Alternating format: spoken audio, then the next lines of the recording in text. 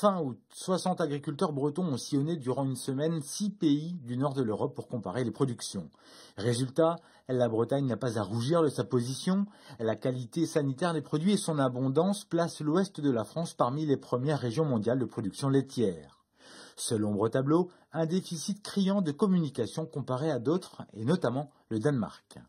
On n'éprouve pas le besoin de le faire savoir. Or, je pense que l'ensemble de nos concitoyens autour de nous, aujourd'hui, c'est plus inné.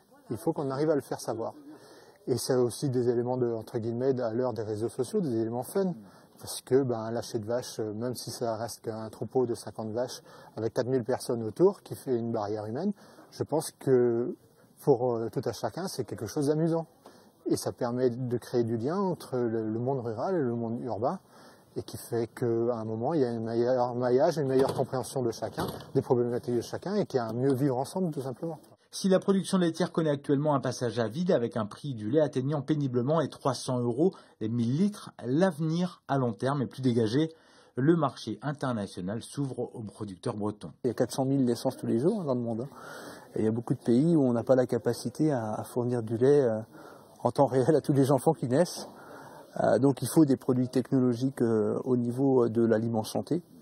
Et puis après, il faut du basique aussi. Ça a un avantage, c'est que ça tire des volumes pour les agriculteurs. Les marchés internationaux, et notamment l'Asie et l'Afrique, sont et seront les clients majeurs si et seulement si la Bretagne propose des produits à haute valeur ajoutée. Les industriels bretons travaillent, Even, Lacil ou encore Sinutra construisent des tours de séchage de lait qui permettront d'élaborer des produits de haute technicité. Grâce à la recherche, les sous-produits issus des fromages comme l'emmental ou le brie sont aujourd'hui valorisés chez Even. Le lactosérum, c'est une protéine d'un autre niveau qu'on utilisait et qu'on ne savait pas utiliser ça fait quelques années et qui servait des fois à alimenter les productions de porcherie qu'il y avait autour de chez nous. Aujourd'hui, en travaillant bien cette protéine, on se rend compte que cette protéine est naturellement digestible, hautement digestible, notamment par les enfants, et naturellement aussi déminéralisée. Donc en la travaillant, c'est vrai que ça suppose des investissements importants. Demain, on peut passer du stade de sous-produit au stade de coproduit.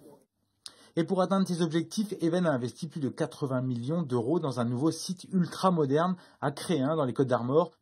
Un outil qui permettra de lier quantité et qualité pour pérenniser la filière lait bretonne.